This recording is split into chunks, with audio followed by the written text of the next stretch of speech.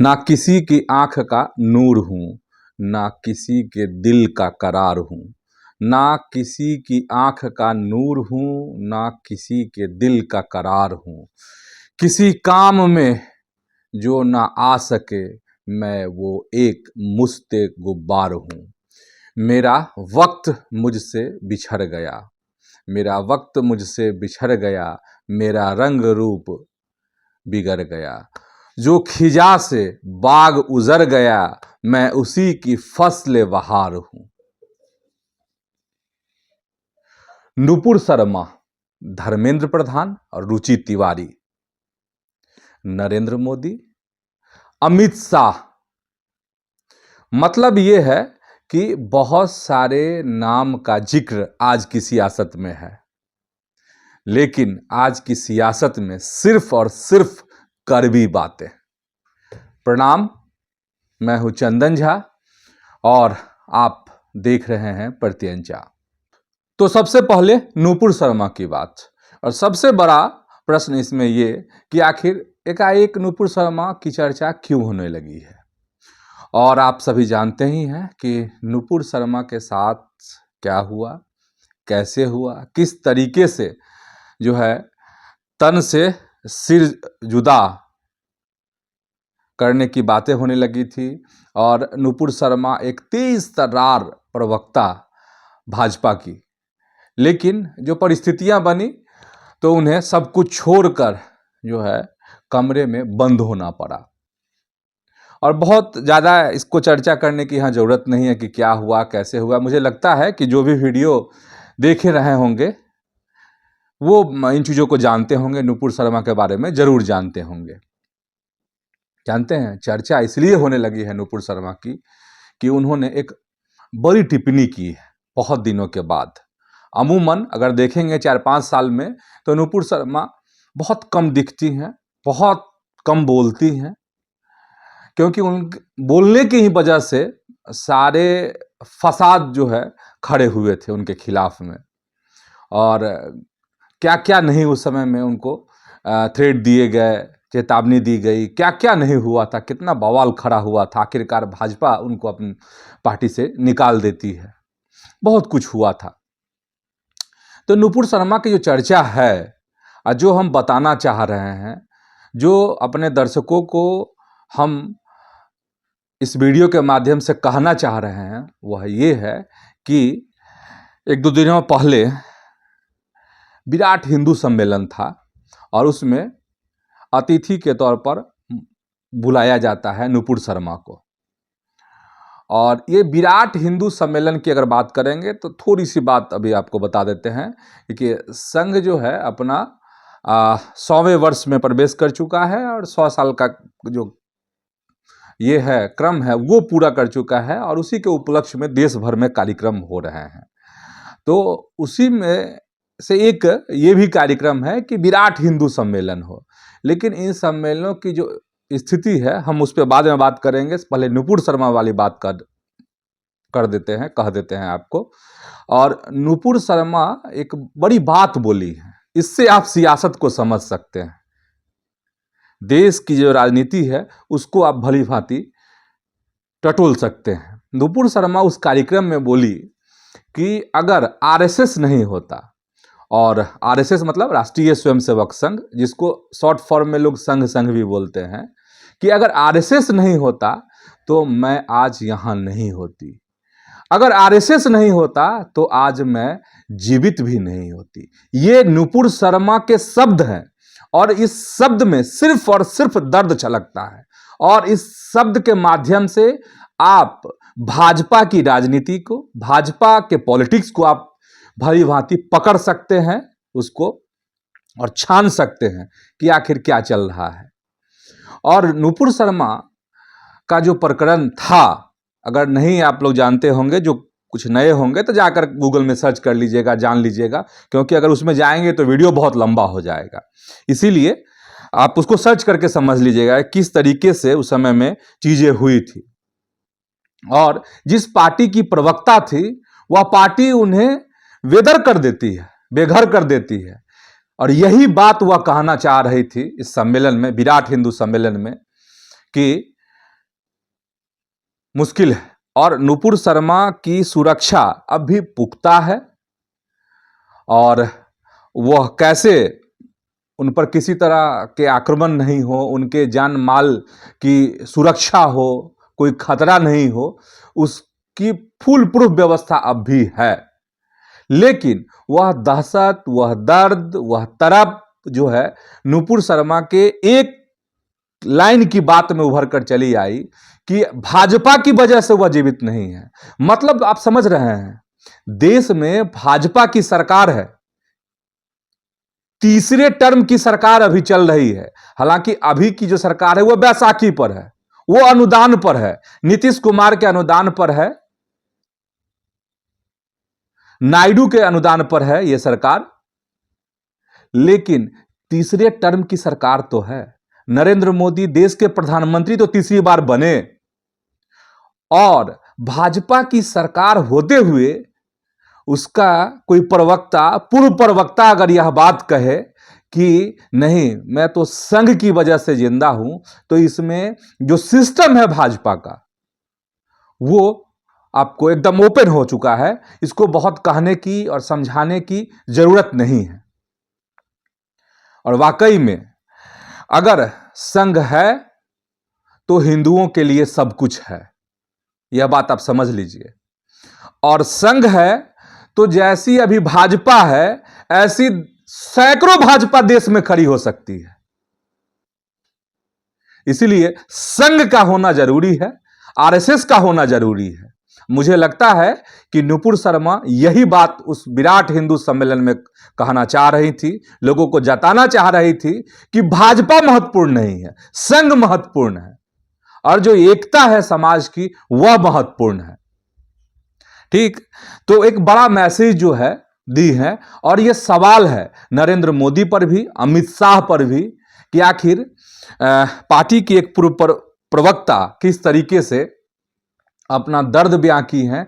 तो भाजपा को और नरेंद्र मोदी को, अमित शाह को, जो भी पार्टी के राष्ट्रीय अध्यक्ष है नितिन नवीन को अभी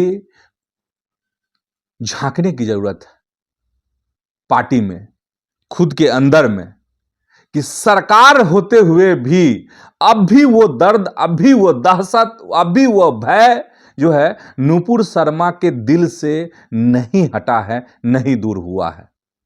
अब हम एक बात आपको और बताते हैं, जब आरएसएस का जिक्र कर रहे हैं, जब आरएसएस के 100 साल का जिक्र कर रहे हैं, नुपुर शर्मा की बात का जिक्र कर रहे हैं, तो जान रहे हैं देश भर में इस तरह के सम्मेलन, हिंदू एकता सम्मेलन हो रहे हैं, लेकिन जो चमक दिखनी चाहिए थी एकदम सच्चाई कर रहे हैं। हमने शुरुआत में आज कह दी है कि कड़वी कड़वी बात करेंगे, वह चमक नहीं है।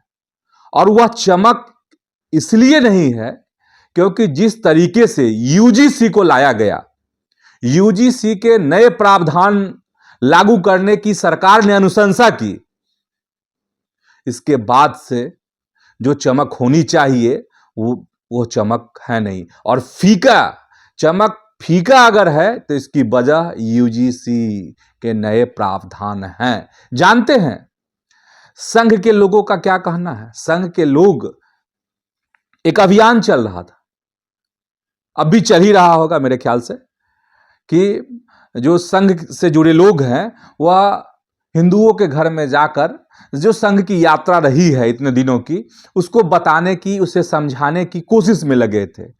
तो जब भी किसी दरवाजे पर संघ के लोग जा रहे हैं तो उनसे कड़वे सवाल लोग कर रहे हैं कि बताइए, हम संघ में इसलिए आए, हम संघ को सम्मान इसलिए दें, हम भाजपा को वोट इसलिए दें कि हमें बांट दिया जाएगा, हमारे बच्चों के साथ जो है कॉलेज में, स्कूलों में, यूनिवर्सिटीज में पक्षपात किया जाएगा, हम इसलिए संघ का साथ दें, हम इसलिए भाजपा की सरकार को चुने, हम इसलिए क्या नरेंद्र मोदी को प्रधानमंत्री बनाए थे।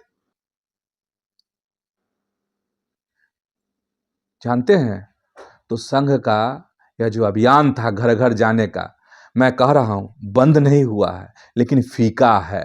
और इस फीकापन का असर हुआ कि जो संघ चाह रही थी कि हर गली में, मोहल्ले में, हर जगह विराट हिंदू सम्मेलन हो, उस पर उसका व्यापक असर पड़ा है। कई जगहों से हमने तस्वीर मंगाई है, कई जगहों को हमने देखा है जहां इस तरह के बिहार में भी सम्मेलन हो रहे हैं। रंग फीका है साहब, जो होना चाहिए था वह नहीं है। ठीक है, अब चलते हैं। नुपुर शर्मा की बात हमने कह दी कि नुपुर शर्मा की क्यों चर्चा होने लगी एकाएक। अब देखिए धर्मेंद्र प्रधान की बात कर रहे हैं, और इन सब फसाद के पीछे अगर कोई बड़ी वजह है तो वो है धर्मेंद्र प्रधान। आप इससे हाथ नहीं छुड़ा सकते। आप देश के शिक्षा मंत्री हैं, आप मौन साध लेंगे और आप यह कहेंगे किसी के साथ अन्याय नहीं होने दिया जाएगा, तो मुंह जवानी चलेगा? मुंह जवानी नहीं चलता है, यह संविधान का दौर है। लिखा पढ़ी से सारी चीजें होती है। तो ये धर्मेंद्र प्रधान जो खबर है, हम फिर कह रहे हैं कि धर्मेंद्र प्रधान की कैबिनेट से छुट्टी होगी, पत्ता साफ होगा, मंत्री पद से उन्हें हाथ धोना पड़ेगा, यह तय मानकर चलिए। वक्त जो लगे, धर्मेंद्र प्रधान मंत्री के तौर पर कैबिनेट में, मोदी कैबिनेट में नहीं रहेंगे, नहीं रहेंगे, नहीं रहेंगे, यह भी आप जानकर चलिए। हम इसलिए ऐसा कह रहे हैं, हम इसलिए इस तरह के दावे कर रहे हैं क्योंकि भाजपा के नेताओं को बात समझ में नहीं आ रही कि आखिर यूजीसी का जो यह मसला है, इससे निपटा कैसे जाए, कैसे इससे दो दो हाथ किया जाए। ठीक है, तो कुर्बानी तो होगी, सजा तो भुगतनी पड़ेगी धर्मेंद्र प्रधान को, और इसलिए भी धर्मेंद्र प्रधान को सजा मिलनी चाहिए क्योंकि दिग्विजय सिंह, जिस कमेटी ने इसके कानून ड्राफ्ट किए, सिफारिशें की, उसके अध्यक्ष जो चेयरमैन कौन थे? तो दिग्विजय सिंह, कांग्रेस के नेता। और उन्होंने अपनी बात कही है, पब्लिक डोमेन में है यह बात। और दिग्विजय सिंह ने कहा था कि जो प्रावधान थे उसमें तो काट छांट दिए गए, उसमें नई बातें जोड़ दी गई। तो अगर नई बातें जोड़ी गई तो उसका दोषी कौन है? धर्मेंद्र प्रधान है? हस्ताक्षर आपके हैं? ब्यूरोक्रेट्स अगर कोई है तो उनको भी भुगतना पड़ेगा। तो धर्मेंद्र प्रधान का पत्ता साफ होना है, और खबर जितनी है मेरे पास वो यही है कि धर्मेंद्र प्रधान की छुट्टी भी होगी और पार्टी में किनारे भी किए जाएंगे। जो उनके दिल में जो हिलोरे मार रही थी, अमित शाह ने जो सपने जगा दिए थे कि भाजपा के राष्ट्रीय अध्यक्ष बनाने का जो सपना दिखा दिया था, वो सपना तो फिलहाल पूरा नहीं हुआ, ना अब कभी होने वाला है। तो इसीलिए कह रहे हैं, अगर संघ है तो भाजपा जैसा संगठन जो है, ऐसी बीजेपी जैसी 100 पार्टियां देश में खड़ी हो सकती है। चलिए, तो एक बात हमने कर ली नुपुर शर्मा, दूसरी बात धर्मेंद्र प्रधान की हो गई, तीसरी बात फिर से रुचि तिवारी की। और रुचि तिवारी तो प्रयोग का एक उदाहरण है ना, जो कंचना यादव बोली, आरजेडी की जो प्रवक्ता है राष्ट्रीय जनता दल की, तेजस्वी की पार्टी की, बस उसको तो प्रयोग किया गया रुचि तिवारी पर, वो तो पीड़ित भुक्तभोगी हो गई। और उसके दोषी कौन? तो धर्मेंद्र प्रधान, भारत का शिक्षा मंत्रालय दोषी है उसके लिए। और रुचि तिवारी के माध्यम से जो तमाम बातें हो रही हैं, देखिए देश तो बटा है, इसमें दो राय नहीं है, और ऐसा बटा है कि जोड़ने में अब फिर कठिनाई होगी। और यही बात भाजपा को समझ में नहीं आ रही है, संघ को समझ में नहीं आ रही है। संघ टटोलने की कोशिश कर रहा, कैसे जोड़ा जाए, कैसे सबको एक माला में गूंथा जाए फिर से। इसीलिए कह रहे हैं सजा तो मिलेगी, मिलेगी, जरूर मिलेगी। किसको सजा मिलेगी और फिर दोहराने की जरूरत नहीं है। अब आते हैं कि रुचि तिवारी पर तो एक प्रयोग किया गया, और प्रयोग जिसने किया, अब देखिए जिसने प्रयोग किया है, अब समझिए कि उसके झांसे में आने की जरूरत नहीं है। प्रयोग का अब अगला कदम समझिए कि कैसे, कितना खतरनाक होता जा रहा है।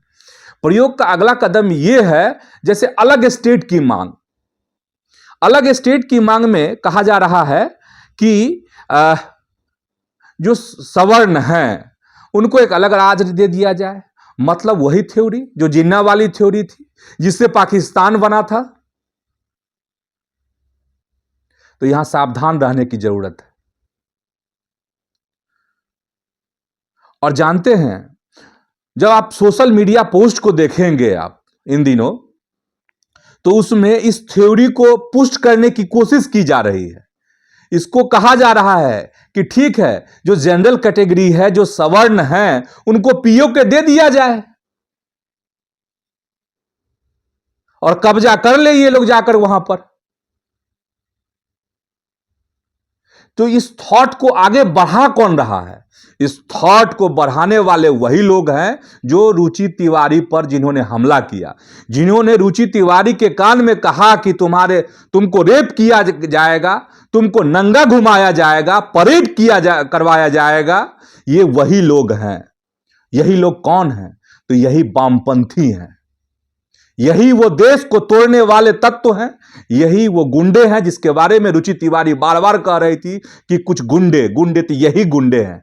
बहुत सादगी से, बहुत तरीके से कहा जाता है ना कि आग में घी, तो घी डाल रहे हैं सोशल मीडिया पोस्ट के जरिए। इन बातों को, इस तरह की चीजों को समझिए कि आगे बढ़ाने की भरपूर कोशिश हो रही है। तो इसमें अब होना क्या चाहिए? अब इसमें संयम की जरूरत है। अब इसमें सावधान रहने की जरूरत है कि आखिर देश को तोड़ना कौन चाहता है। गलतियां हुई है, भाजपा से गलतियां हुई है, नरेंद्र मोदी से गलती हुई है, अमित शाह से गलती हुई है, धर्मेंद्र प्रधान से गलती हुई है, पूरी पार्टी से गलती हुई है। लेकिन हड़बड़ाहट में ऐसे लोगों को मौका मत दे दीजिए जो अलग थ्योरी गढ़ने की कोशिश कर रहे हैं। कामयाब तो हो गई कंचना यादव जैसी सोच के लोग जो हैं, वो प्रयोग भी हुआ रुचि तिवारी पर, लेकिन ये प्रयोग साधारण प्रयोग नहीं है। इसको बहुत गंभीरता से सोचने की जरूरत है और ऐसे लोगों को करारा जवाब देने की जरूरत है जो देश में, जो भारत में एक अलग स्थिति और परिस्थिति पैदा करने की कोशिश कर रहे हैं। जो कभी बांग्लादेश में हुआ, जो कभी नेपाल में हुआ, जो कभी श्रीलंका में हुआ, जो इस तरह की स्थिति पैदा करना चाहते हैं। इसीलिए हम कह रहे हैं कि अब देश के लोगों को सावधान रहने की जरूरत है। तो फिलहाल आज के इस सियासत में इतना ही। ऐसे ही आप प्रत्यंचा के साथ जुड़े रहिए। यूट्यूब पर प्रत्यंचा को सब्सक्राइब कीजिए, फेसबुक पर इस पेज को फॉलो कीजिए। वीडियो अच्छा लगे तो लाइक कीजिए, शेयर कीजिए। तो आज इतना ही। धन्यवाद, प्रणाम।